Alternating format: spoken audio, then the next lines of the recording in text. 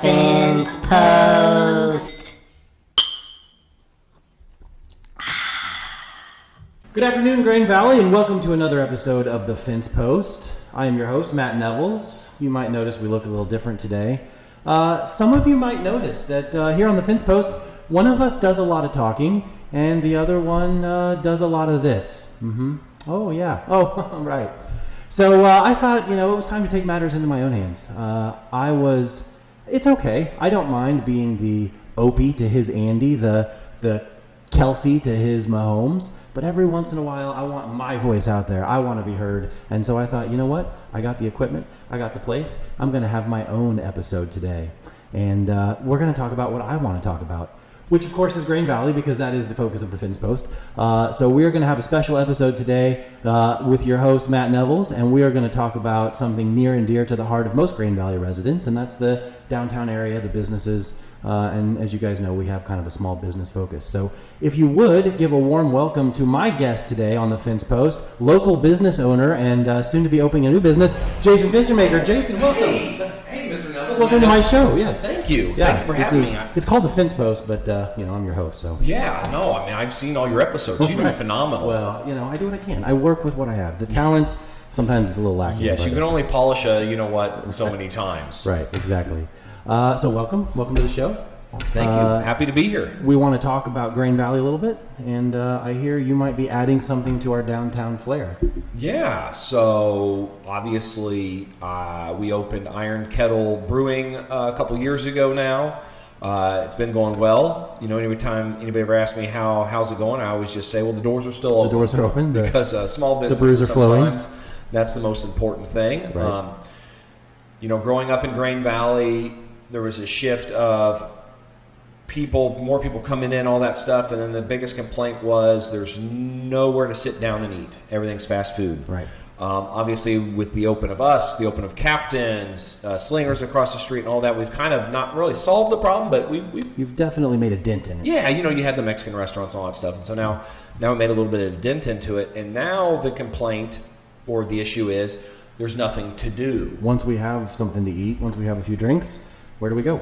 Yeah, and so obviously we have the movie theater and a few other little things, but we decided we bought some property here in downtown, close to Iron Kettle, and thought, why not open up a little entertainment venue?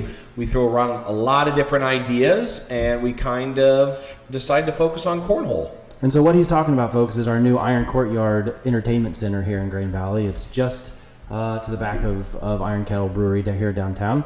What gave you the idea to open that? We were talking about expanding Iron Kettle and the brewery operation, which we will at some point. And we talked about having some indoor cornhole next to the new brewery operations. We weren't quite ready to expand our brewery just yet. Obviously, expanding a brewery is rather expensive. Probably some red tape to go through, permits to get. And so I was talking to people about the indoor cornhole area, and they just said, I had so many people say, well, that's a great idea because there's no great place to play on a regular basis here.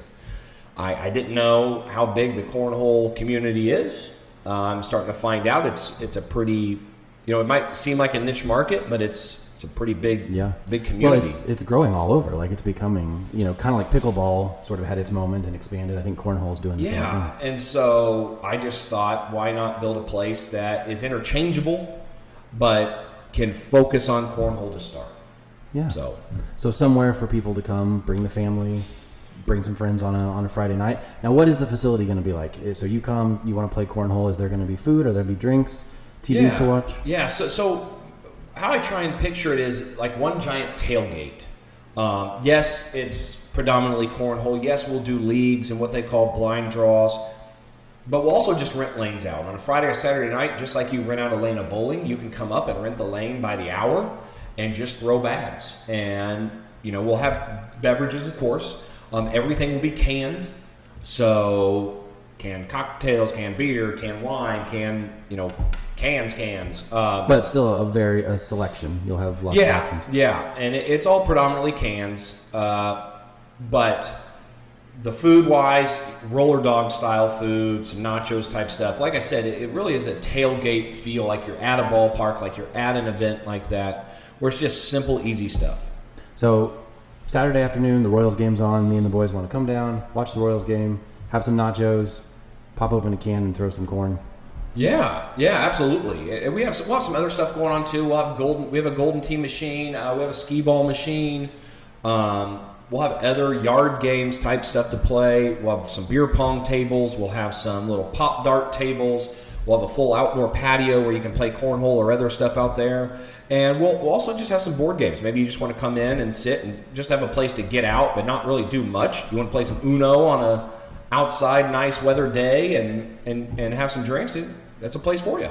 Yeah. So another business here we're growing. Let me ask you this. So you are, I don't know if you're trying to be the business magnate of Grain Valley, but you've got the brewery. That's, a noticeable building, a big part of our downtown. Now you've got Iron Courtyard. It's got a pretty cool outdoor section, and there's going to be an indoor section. Do you have a long-term vision? What is your thought for what downtown Grain Valley could look like and how your part fits into that? Yeah, you always have goals. Anytime any business type person starts thinking about long-term plans, you end up, grandeur is huge. I love going to downtown Lee Summit. I think it's phenomenal what they got going on there. They have blocks and blocks of places to walk and do and see and all that stuff. Shops and places to eat. Yeah, and so I think we could do something similar to that here, just on such a smaller scale. It's hard for us to expand north and south. I mean, we can, but there's so much already established business south of the train tracks. So you can go a little bit north, but kind of want to start, that's why Iron Courtyard is where it is, kind of start trying to see if we can't go east and west at least one block. So then you can have a few more things to do. I know Iron Courtyard's outdoor patio overlooks Scout Coffee, and so people that go in there and have a coffee, grab their coffee, come over and play cornhole as well. The thing about the Iron Courtyard is we're not just looking at doing cornhole. It is a big enough open space that I plan on trying to do swap meets or garage sales or things like that people can utilize a big open area for more than just said cornhole. Yeah. And as an event space, if I have a big group party and I want to come rent out the whole place, take all the lanes, bring a big group of people, is that something you're going to offer? Well, absolutely. We already have multiple events booked, whether it's a graduation party, a celebration of life, a baseball fundraiser. We have it where companies have already booked out the indoor, where then we can just do the outdoor for free play. We've had people that book just the outdoor. The indoor can be free play. And we've had a couple events that have booked out the entire venue for their event. We want to really be, instrumental in the community, just like Iron Kettle is with the Kettle Foundation. We want to kind of expand that Kettle Foundation feel down there at Iron Courtyard and help out with groups and fundraisers. So every group that's interested in doing a cornhole tournament fundraiser, reach out. We've got the facility for it. You don't have to worry about weather permitting. I know a lot of times in outdoor spaces like that, if it rains, there goes your fundraiser. We don't have to do that with us. And so, it's a smaller facility. If you have a large group, where's everybody going to be when they're not playing? Well, they could sit at one of the mini tables or go to another downtown business and enjoy. So the purpose of it is not just to obviously make money for Iron Courtyard, but bring events, bring people down to downtown, so that way while they're not playing cornhole, they can, get a feel for the rest of our great establishments down here. So what you're saying is if the Grain Valley High School Scholar Bowl team wanted to come down, have trivia night, play some cornhole, do a fundraiser, that would be something good to do? Absolutely. Yeah, absolutely. So this is something that's good for the community. The certainly high school groups that want to raise money, other people in the community, and just something fun to do on a weekend.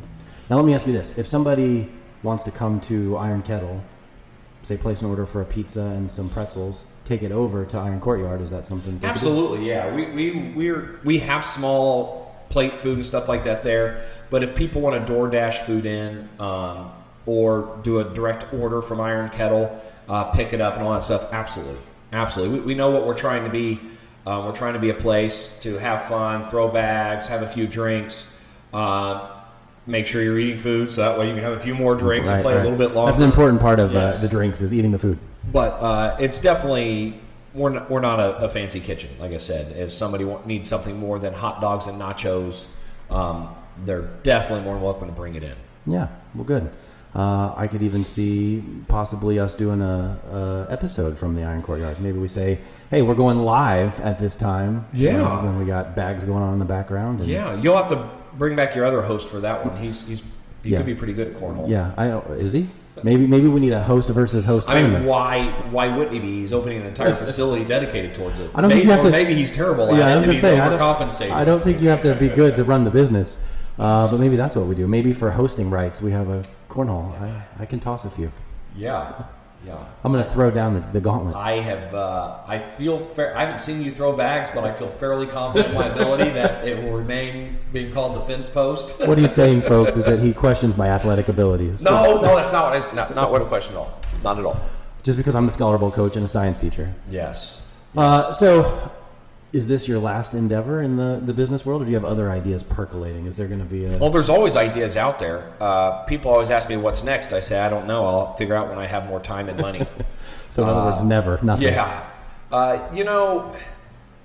Starting a business is a unique experience. That is for sure. Anybody that's started one from the ground up knows how unique it is. I don't know. I've never worried about risk.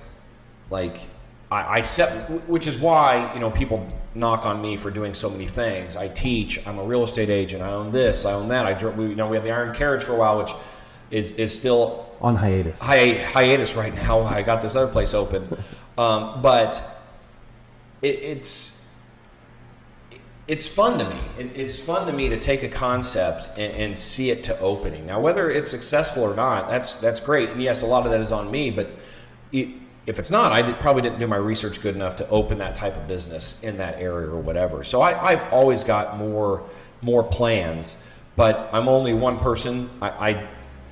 When I do these,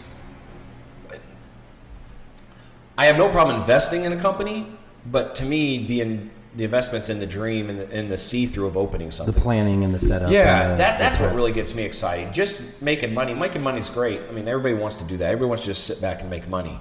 But it's seeing something from just an idea, an idea to what it is. I mean, Iron Kettle came about because my brother and I were home brewers for 12 years, and we just always joked about opening up our own brewery. One of those, wouldn't it be funny someday? Yeah. And we joked about it. We even had T-shirts made and had a logo made and all that stuff just for our fun little homebrew area.